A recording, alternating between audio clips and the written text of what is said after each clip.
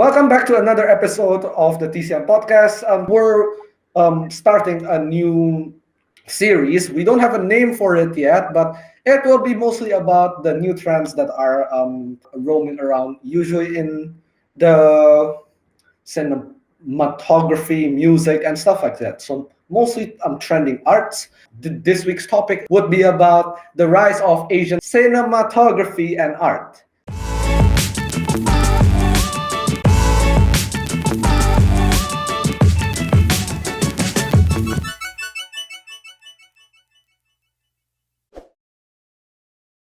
The premise of this week's episode is that there has been a lot of trending Asian-based movies that has been, rising in popularity. Well, I guess you guys have watched or at least heard about Squid Game. And a few years back, we've even seen Parasite, if I'm not mistaken, that won the award. I forgot which award, but yeah. Any of you guys are basically big fans of um, these Korean and or Japanese music and cinema industry? Well, I guess I'll start then. To be fair, I've always been a fan of like Japanese media, anime in particular, as I've mentioned in previous episodes. Although I did pick up like a few popular editions from like other nations, like for example, Squid Game and Parasite. I picked up on the trend based on like the reviews on the internet. Like last time they said Parasite was like good because like it won awards and stuff, so I watched it. And then nowadays there's like so many like TikTok videos, YouTube videos, Instagram posts about like Squid Game, and like there's like people saying on like how good it is. So I just watch it, and like I'm not like this. I was like impressed with how the whole thing went. How about you guys? Like what do you? Nathan, you brought this topic up, so I believe you have seen some of these movies. Since the sixth grade, I was always in love with anime. Like, I've always wanted to go to Japan because of Japanese manga or anime. And like, I recently started watching K drama, I think, in the 10th grade. And yeah, I just really like it. And for Squid Game, I honestly saw it all on TikTok. There's so many TikToks about it. I feel like you could watch the whole show on TikTok. Well, you're not wrong. Mia and Alexa, how about the both of you? Okay, so I also saw Squid Game on TikTok. Yes, I think you can watch the whole series on TikTok. I really like the plot, the story, and the message that they gave us, like about poverty, and to see that people will do anything just to survive by playing those games. What about you, Alexa? Okay, the main reason I started watching Squid Game because I saw a lot of Squid Game memes on Instagram and I did not want to spoil. I don't want to get spoiled on stuff, so I started watching it to save myself. But apart from that, I'm kind of ashamed of myself because I don't consume a lot of Eastern or like Southeast Asian media. Um, Even with anime, I've only watched animes that my brother or friends have recommended me, and it was just like Jujutsu Kaisen and Kuroko no Basketball. If you guys watched that one, that was all.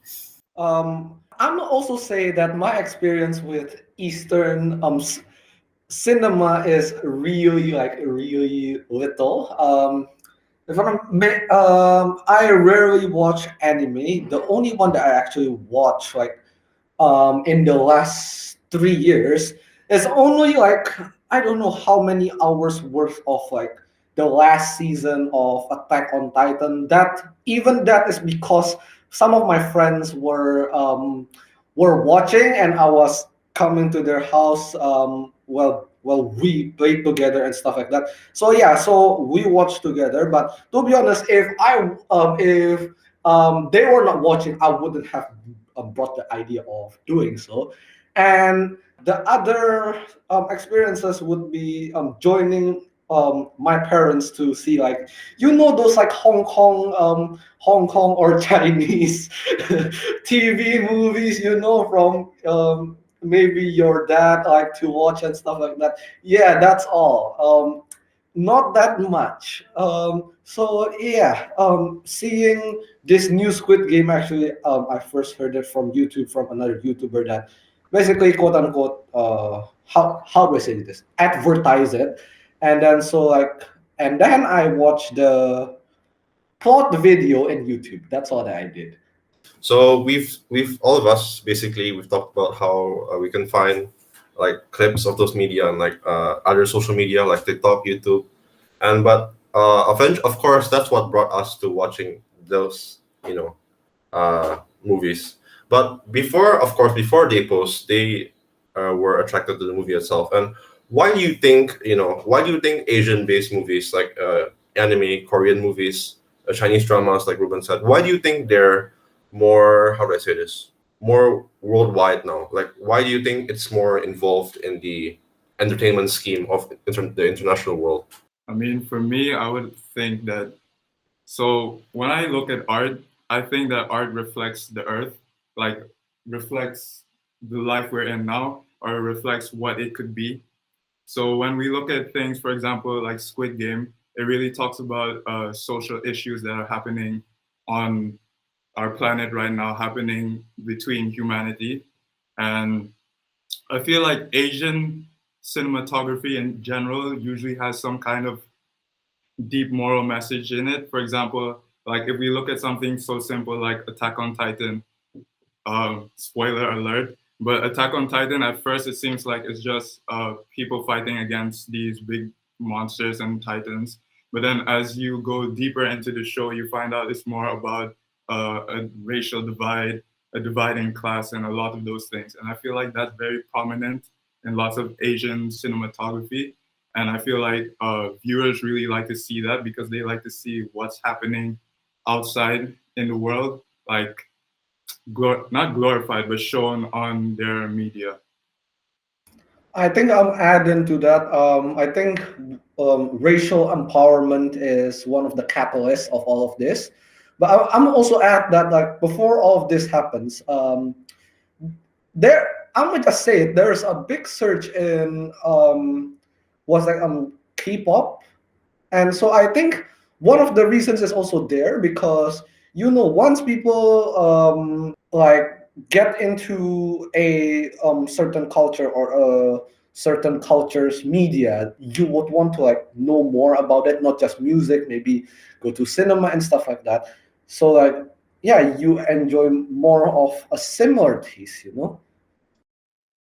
Honestly, I'm gonna add to that as well. Basically, for me personally, I think like what's making this like for example, like in anime specifically, there's a lot of categories. There's like a lot of things. Like what Ruben said, like racial topics, like what Joan said, like heroes. There's like a lot of you could literally like search up something. There's always going to be like an anime for it. So what I think, for me personally, what I think is like what made these media more popular is the wide range of like material available for like like video movies to watch. Like if you want to watch for like military, for instance, there's a lot of like movies or animes out there and stuff like that. Honestly, I really like Ruben's point about the K-pop thing because, okay, I want to say globalization is the biggest factor in why Eastern media is becoming more popular. That's like the textbook answer. But honestly, I think it started with the rise of K-pop. And I don't know, I don't want to use the word, I don't want to use this word, but it's sort of like Asian fetishizing or Asian trends has become more popular in that regard. And I think because of that, people are starting to appreciate Eastern culture more, especially because these shows and movies, they're not really cinematography based, but they're more content based. And I feel like that's something that people globally can relate and appreciate about that. And it's also like a different art style that Western media is used to. And I think that's like a good feature that brings everything together. Mia, maybe I you want to add something? Oh, right. Oh, Okay. sorry. I agree with you, Ruben and Alexa. Let's talk about Squid Game. I think that Squid Game has like the actors and the actresses are very attractive, and every people on TikTok are simping for them. I guess it is one of the reason it is popular, and also the, you know, the action and thriller. I personally love thriller and action movies and series, and also the games that they played are Korean childhood games, which make Korean people feel nostalgic. So I think that is popular because of that too. Jones, your Discord profile picture. Saebyok's my wife. I love Saebyok. Okay, so there's like there's like a lot of factors like differentiating movies from like all around the globe. Like for example, art style, looks, appearance, like what Mia has mentioned.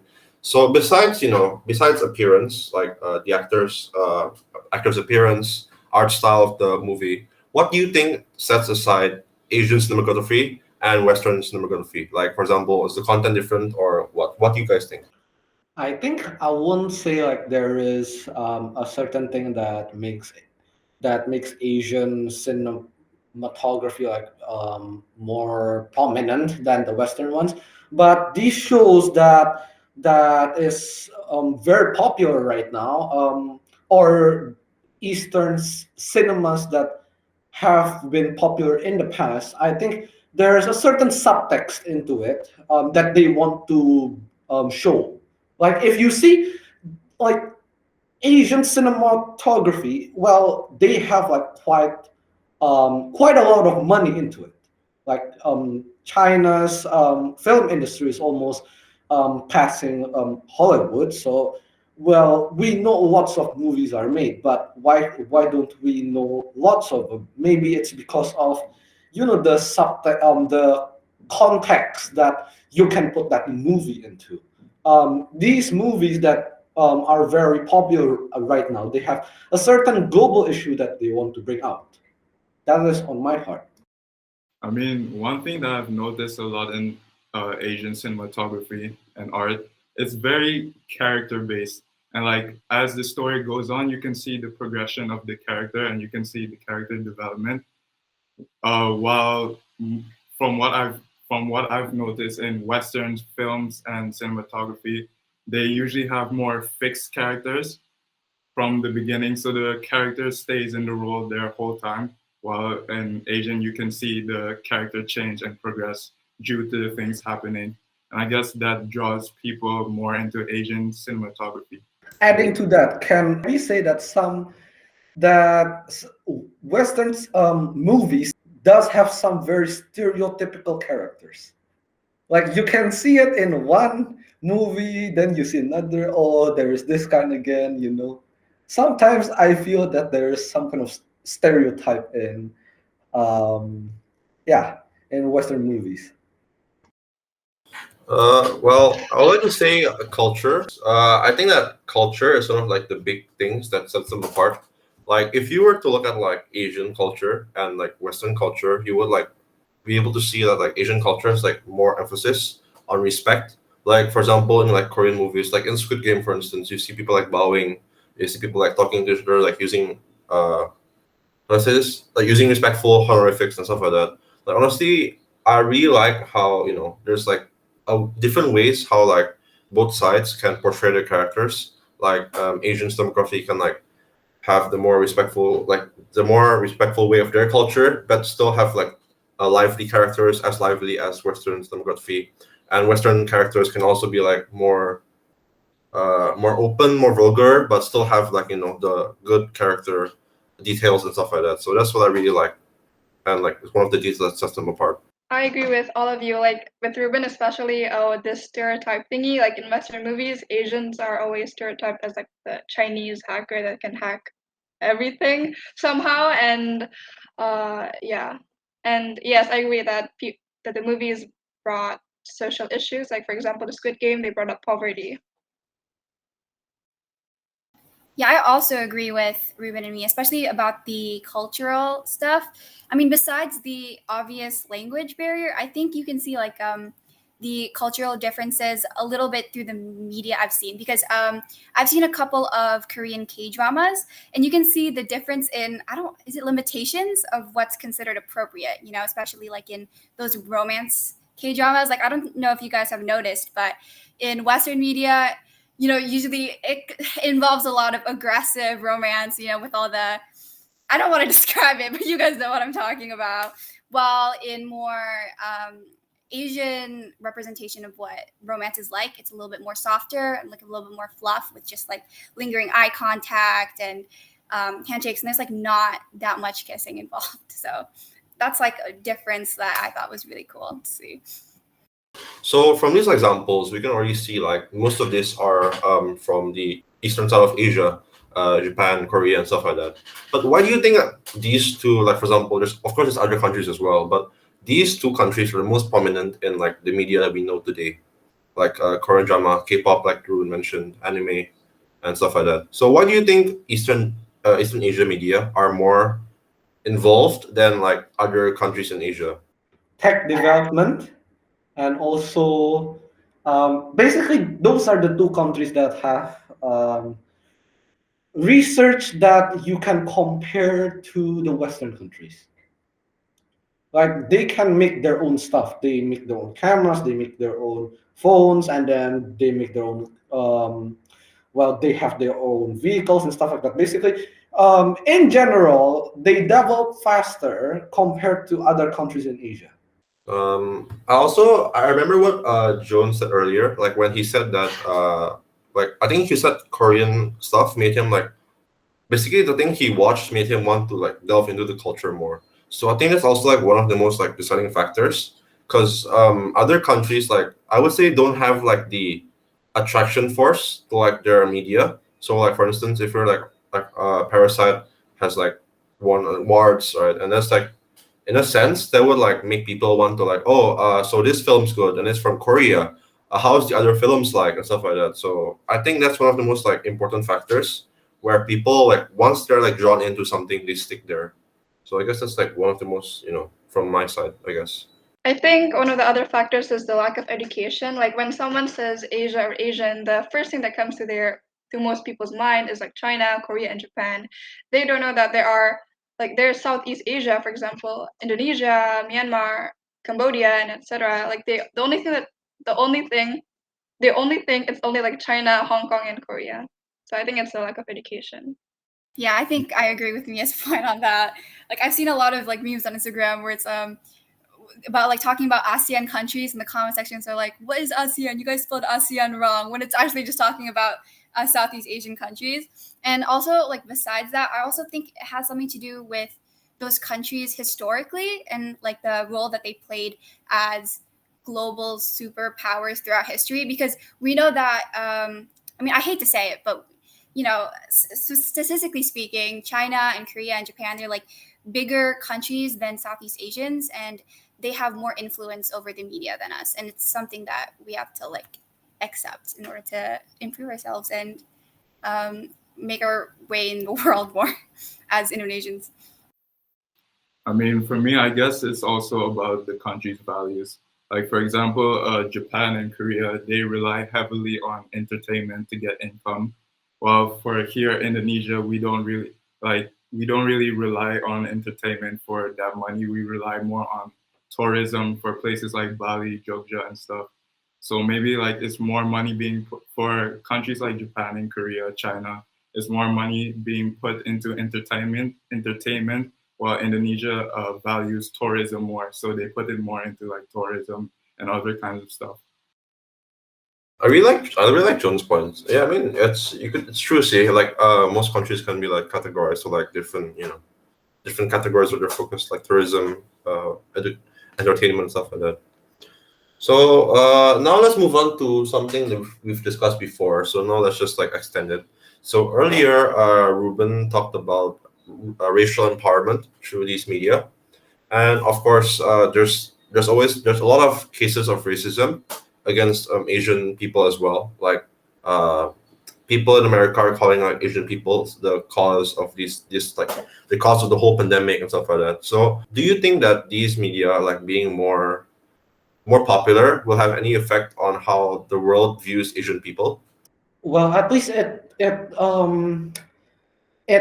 recategorize our race all as Asian as a whole to like subcategories. Like we're not just Asians, but we're coming from a certain nationality.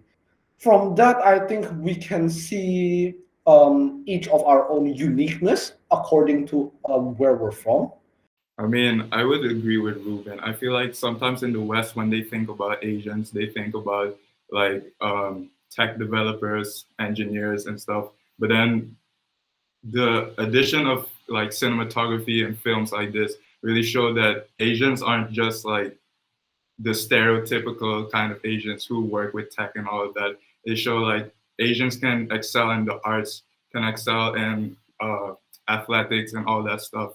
Well, yeah, I mean it's true. See, I would argue that like sometimes people are still like ignorant, even though like even though like they're watching the whole thing. Sometimes people are like still ignorant on like the origin of the videos and like the culture behind it. So I really want to like how do I say this? I want to emphasize to, like you viewers, like if you gotta like be more how do I say this, open minded when you're like watching something. Like just don't just like watch the film just for the plot, just for like the action and stuff like that. I would say like you could also like focus more on like the side topics, like the culture behind it, the meaning behind like each topic. Like for instance, in the Squid Game, like what someone has mentioned before, the games itself are like games from like are games from like Korean childhood games. So like it's a really like interesting topic for you to like look at. Like oh, so this is how childhood is like in Korea and stuff like that. So it's like it's a new perspective to like look at these things. So yeah. With Asian empowerment, I also don't also think that. I mean, I also think that it's not only a big like a step for Westerners and like the more like Asian people, but also for Asian people themselves. Because when I was a kid, I used to be really like the only Asian representation I had in media was Jackie Chan and Randall Park. And Randall Park isn't that big of an actor, but whenever I saw him in movies or TV shows, I'd always go like, "Let's go! There's an Asian here." So I was really happy as a child, and I feel like the popularization of Asian media today helped like a lot of Asian kids here feel like they are a part of that world and that they can be seen as something bigger than just like a small person in a small country. So I think they helped a lot in that too.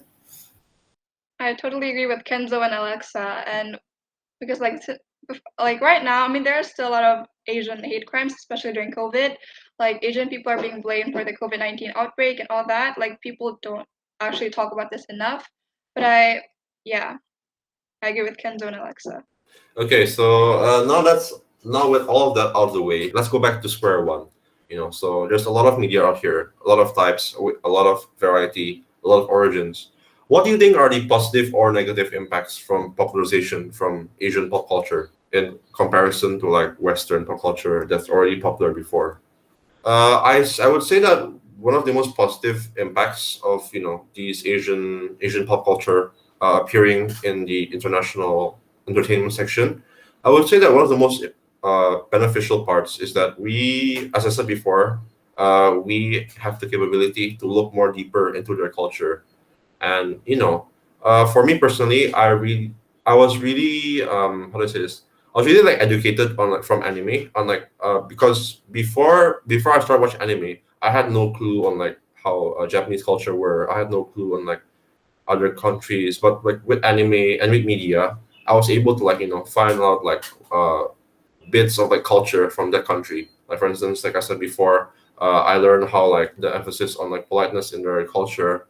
And yeah, but I would say that the negative impacts is there's a like bias that they tend to like bring to their fans. um like if you're watching something, like I said before, you would tend to like want to stick around and like find out what they have about the culture.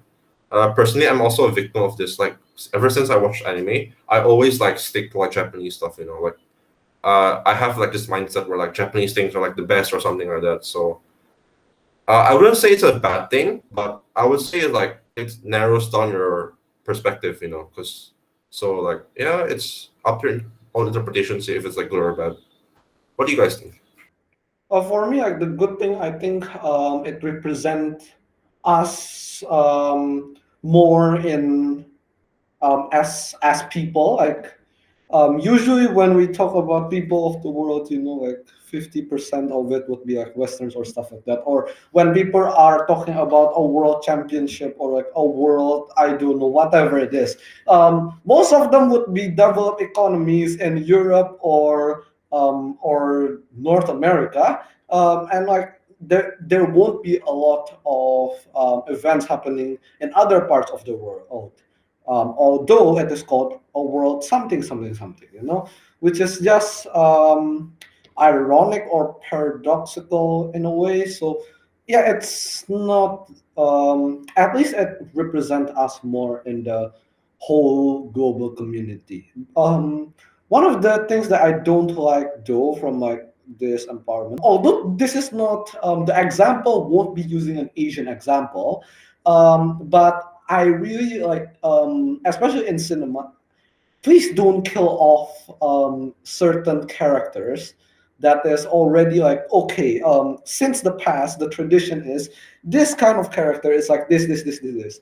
Don't just suddenly because y'all want to come into this bandwagon of treating everyone with equality, just suddenly kill off a certain character that is nice being like this to another different character. One example is No Time to Die, the new 007 in No Time to Die. When we're talking about James Bond or 007, we would think of English male, an English male with blonde hair, with like a suit and stuff like that, right? But like, why would you kill off like that tradition for so long just to like, yeah, like I'm not saying that it's bad, but you're killing off some a legacy, a heritage that has been brought for several decades. Yeah, that is just what I feel like it's up there. I mean, Um, one of the negative impacts for me would be cultural appropriation, man. Like ever since anime became like mainstream and trendy, like I've seen people that aren't of the Asian or Japanese culture wearing like kimonos and all Japanese traditional attire. And then in the comments, for example, if it's on TikTok or Instagram, it would be like, "Oh, she looks like this anime character. He looks like this anime character." Like, no, like he or she is just wearing Japanese traditional clothes. So I feel like cultural appropriation tries to make various Asian traditional things trendy and then claim it as their own. Actually, I want to add on that. Like, I think, those kind of cultural appropriation makes like things like that. Some people like takes it too far, because there's people who like pretend that they're like Japanese. For instance, like they like in media, they like speak Japanese like with like very bad accents and stuff like that. And even though like people who are actually Japanese, like for example, there's people who like I saw like this like one video one time where there's like this girl, like I think it's like a streamer or something had like a Japanese name, and people like in the comments were like going after her, or like, "Oh, you're appropriating using Japanese names. I bet like your name's like American name or something." But like, turns out the streamer was like actually Japanese and stuff like that. So I think that it's very like how do I say this? Sometimes we take like things like the wrong way, so it's like it's gone to like toxicity, I guess. So like, yeah. I totally agree with you guys, with Kenzo and Jones. Like there are some brands or shops that use cultures for profit, not for appreciation. Like if you fail to acknowledge that its actual meaning and its importance, you're appropriating, not appreciating.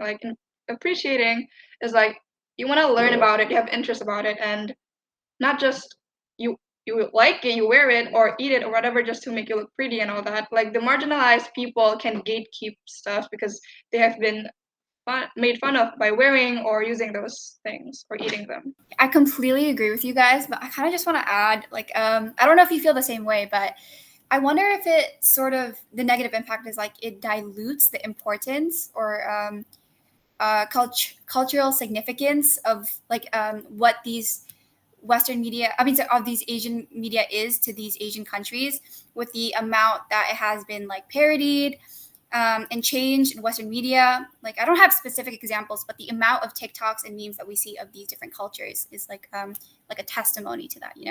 Like, do you guys think it has diluted its cultural significance?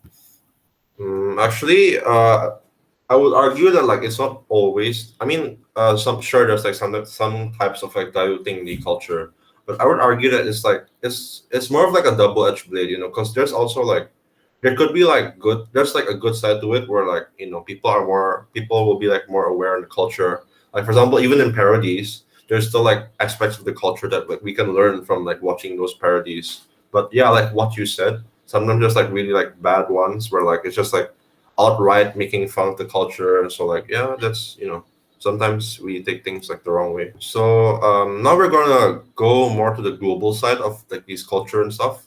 So, as you know, Asian countries and other countries as well is currently having economic inequalities. Some like in comparison to like other like industrial superpowers, there's like more uh, e- there's like unequal economic balance, and like of course, how do you think these media will help in improving the economic conditions of these countries, especially since it's like Corona? So like there's businesses are suffering right now because like there's restrictions and stuff like that. How do you think these media can like improve the economic conditions of their countries?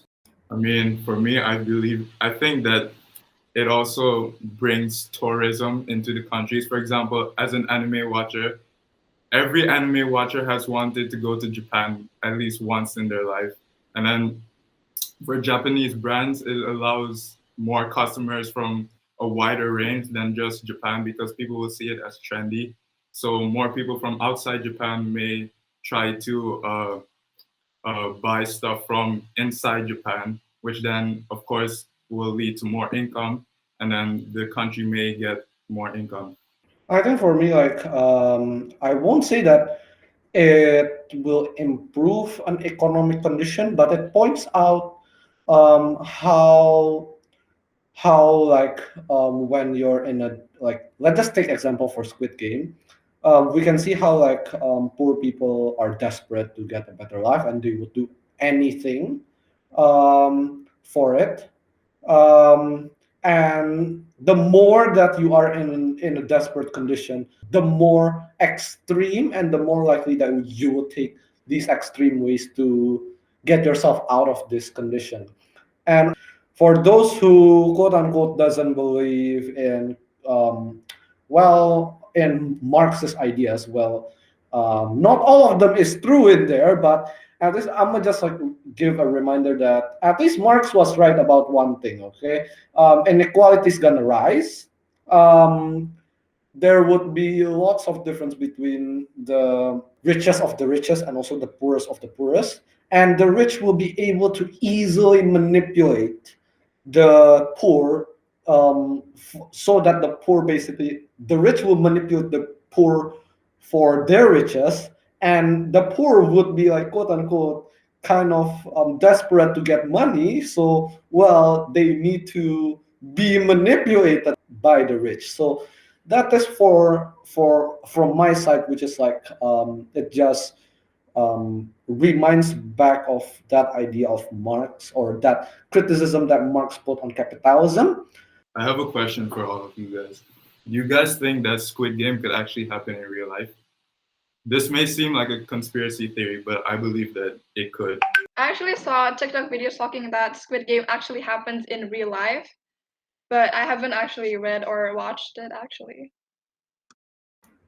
I think to be honest, Squid Game is I don't know. I don't know if it is the euphemism, or it is a more clear way to represent that these kinds of things, or these kinds of games that the rich is doing to the poor actually do happen. I don't know if it is the real life that is being trying to be pointed out, or the real life is being made so that it is appropriate to put into cinema. I think it does happens, but in a different method and in a different extreme. Well, I'm sure we can all agree that we can categorize Squid Game as a game show. And as you know, there's a lot of like bizarre game shows out there. Like an example would be like there's like this one game show where there's like it's about like set like there's like two things. There's like one's like the real thing and one's like the cake, I think. So like they literally I think like there was like one like YouTube video that's like really popular. How like there's this game show like the actor like has to like bite into the objects. So there was like this like one time where they actually like bit into like a real shoe and stuff like that.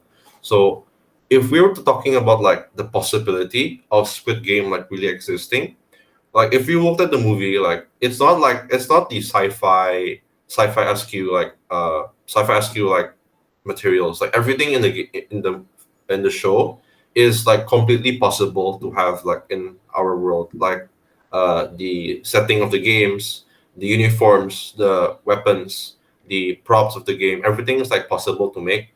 Albeit it's gonna take like a while to make, but it's like entirely possible. On like the thing where it's actually happening, I would say that, how do I say this? Like the concept behind it is that like there's like this rich people who's like really bored, has a lot of money to spend, and wants to put like poor people like in the line for their money for their entertainment. So I would say that this is like possible because there's already like examples on like how far we would go for entertainment. So I would say that it's possible, but it's gonna be really difficult, especially considering how like just this is like a bit a minor spoiler. Yeah, the game itself is like on a secret island of some sort. So I would say first of all, it's gonna be very difficult for them to find the location, and like it's gonna be difficult for like the building process and everything. But if somehow magically everything like is built, everything is like done, there's sponsors and everything, I would say it's possible. It just like depends if people are like willing to go that far, you know. I would agree that it's possible in the sense that stuff like slavery and human trafficking and organized crime still exists. Because if we actually think about it, human trafficking is basically making people do things against their own will for money. And with all the organized crime, let's look at the Yakuza. The Yakuza at one time had very many ties in the government, so they got away with lots of stuff. So I guess it is possible. And also Squid Game shows like the concept of the rich basically using the poor for their own amusement and showing the class divide between the two. So I agree that it's very possible to happen. I think I'm gonna try to like take Kenzo's saying on like it's on a secret island. I don't think that part on from the directors or from the um, author's side of it. I don't think that is meant to be taken literally, but instead it is figuratively. Because setting is not just place, right? It can also be in this case it can also be a system, or it could be an environment in which the people is in. The people realize that that they're on an oppressive, manipulative environment. But well, you need the money. That's one. Um, so you're desperate to get the money, and you need it, so you keep working on it. But other people don't know that. Well, you're on this um, hidden, cruel kind of working environment, stuff like that. I think that detail that Kenzo have just pointed out is not supposed to be taken literally. Okay, honestly, I think if Squid Game were to happen in real life, and I think it probably will in like 10 years or something, I think it's going to happen publicly. Like, it's going to be at a time where people are more accepting of death, and it's just going to be like a normal regular game show to them, because we already see like from like today how violent game shows can be, like for our own entertainment, like Joan said. Like have you guys seen the show Total Wipeout? Like that show is like really violent. It's just like a bunch of people floating through balls and just like getting knocked around and like falling off 6 foot tall buildings, and they're happy and we're happy watching it. So I think the premise is definitely possible, and it's probably something that like the human greed will probably allow in a few decades. Probably, like I don't think that it's out of our reach at all, especially considering what we're capable of, like with organized crime and everything. And also, I don't want to reach out too far, but like the Holocaust, like imagine how crazy that was. Like to like people from 100 years ago, if we describe that to them, they're gonna think that we're crazy. And so it's definitely not out of the realm of possibilities to me. I wanna like state again how easy it is to like manipulate people into doing something. Like there's a lot of like there's like a whole like how do I say this? A whole like knowledge part on like human manipulation, human engineering, and like people can like easily pick on like the desperate needs of people. Like what Ruben said, people can like if people are poor, they're willing to like do anything for for like money.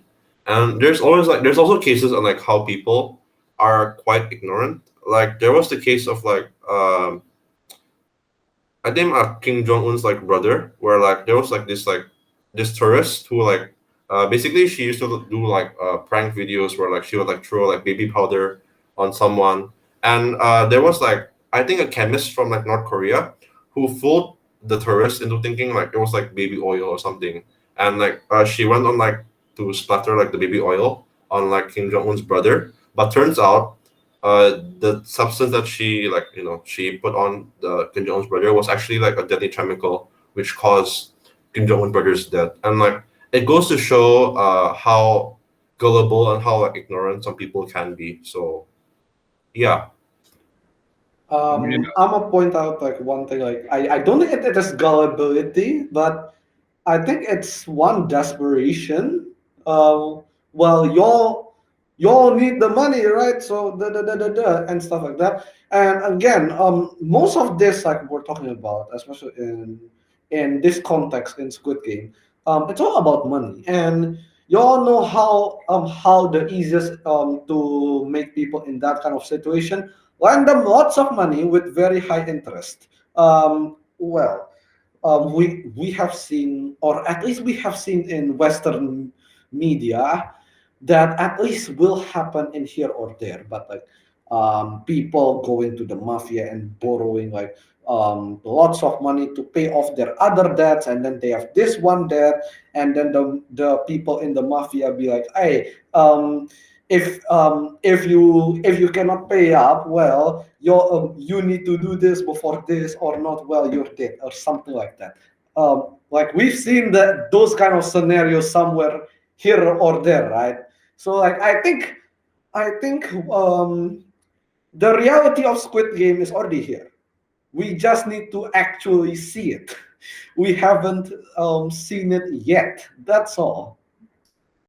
Wasn't that the actual like premise of Squid Game where like the victims I would say was like brought in because like there was like this guy going around like give like playing a small game that like if they win they get money, and like they gave them like the card to like contact him if they want to play again. And that's like what Yeah. brought in all of them to the game because like they wanted more money.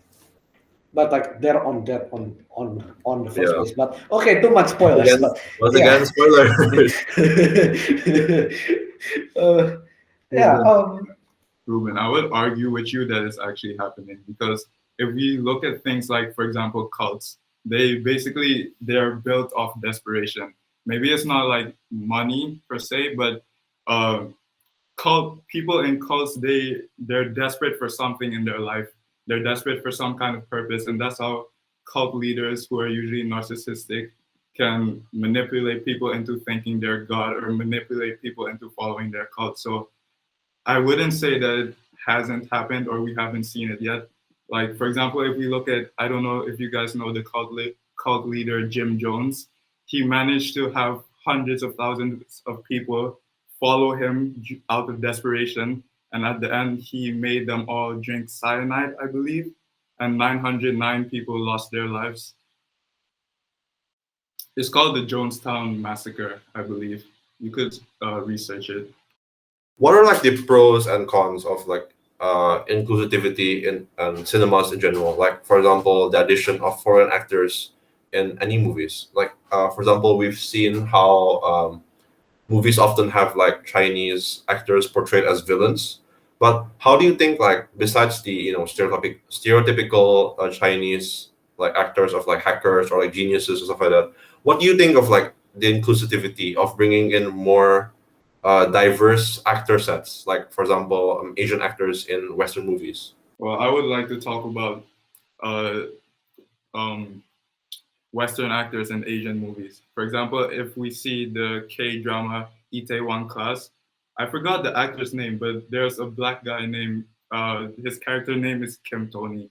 And I feel like his character really has an important role in the whole movie, whole drama, because, for example, usually when we see like Asian movies, the Western actors are usually white and they're usually from some kind of European country or from America, Canada, all those countries.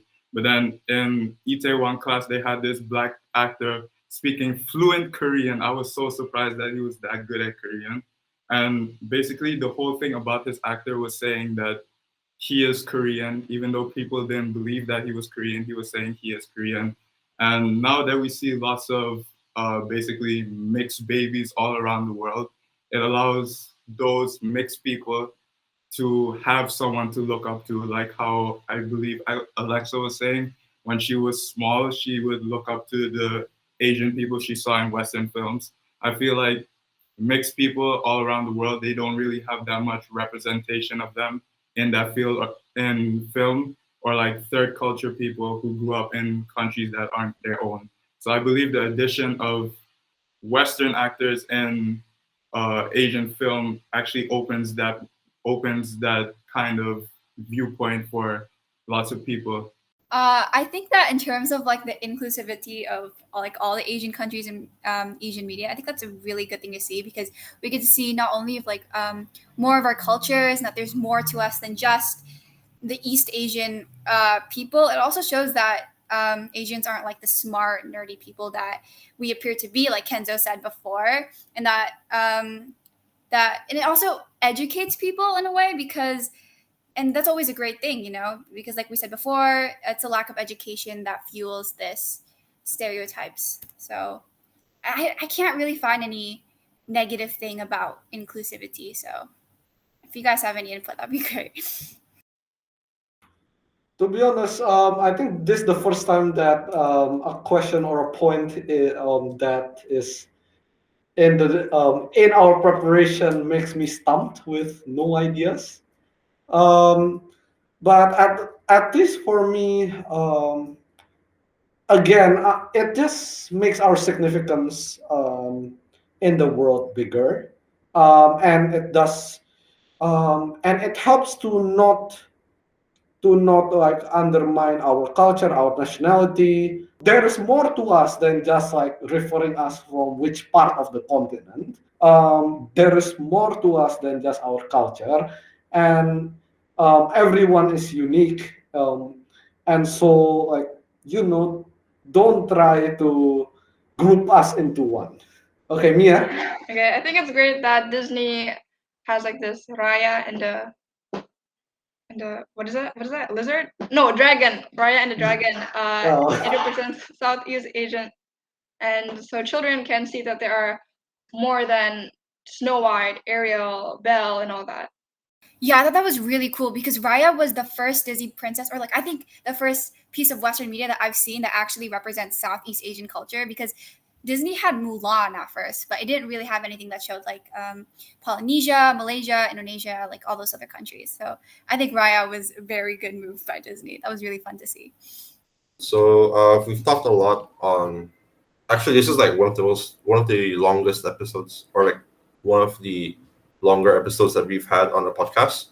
So we've talked about Asian cinematography on how is it different, what it brings and stuff like that. So from our discussion, we've talked a lot on like how it can bring tension to its culture, on how it can like help the country on like the entertainment side, how it can bring more tourists and stuff like that. So there's a lot of benefits. There's a lot of benefits for us and for the country, and there's a lot of like things or concepts that goes along like racial empowerment, cultural awareness and stuff like that. And yeah, that's basically it. So I hope that this episode was really informative for me. I really enjoyed it. So as always, don't forget to like, comment, and follow. And as always, stay curious. See you next time.